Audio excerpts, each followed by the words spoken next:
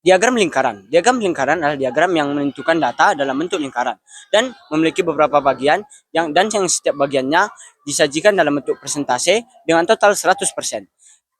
Kita dapat mencari diagram lingkaran dengan beberapa tips. Tips yang pertama adalah kita harus mengetahui total dari semua data. Dan yang terakhir adalah kita tinggal mencari presentasinya. Rumus untuk mencari presentasinya adalah presentasi sama dengan data yang ingin dicari per total semua data dikali 100%. Nah, selanjutnya kita akan membahas contoh soal diagram lingkaran. Terdapat data hobi siswa yang suka membaca ada 12 siswa, yang suka berolahraga ada 9 siswa, dan yang suka musik ada 9 siswa. Untuk mencari total presentasi dari data tersebut, maka total siswa yaitu 30, kita kalikan 12 per 30 kali 100% sama dengan 40%. Itu adalah presentasi data yang suka membaca. Selanjutnya, musik. Maka 9 per 30 dikali 100%, maka hasilnya 30%.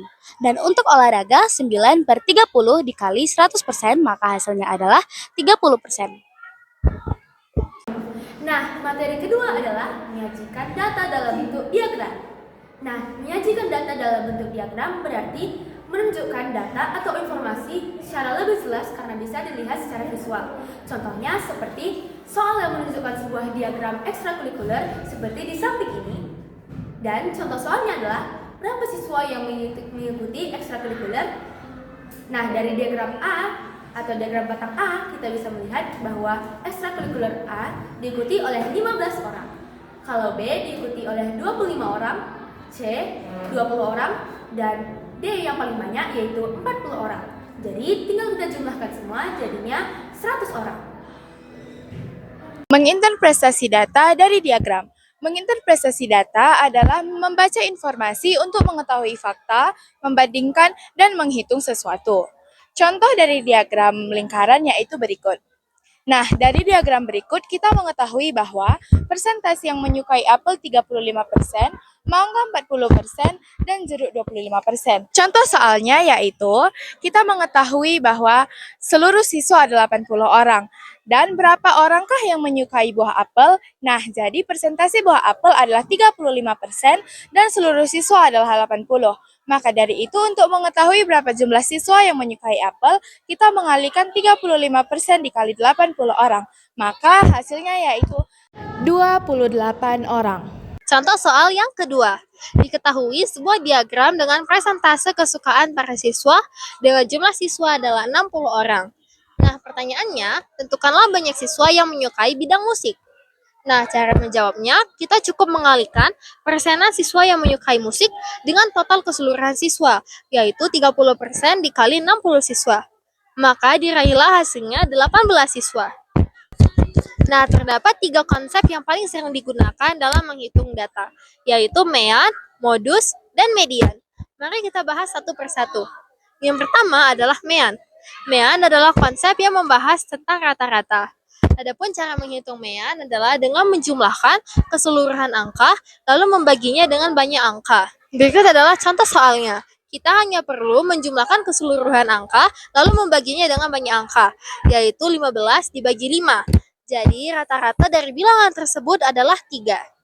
Nah, yang kedua adalah median. Median adalah konsep yang mempelajari tentang nilai tengah.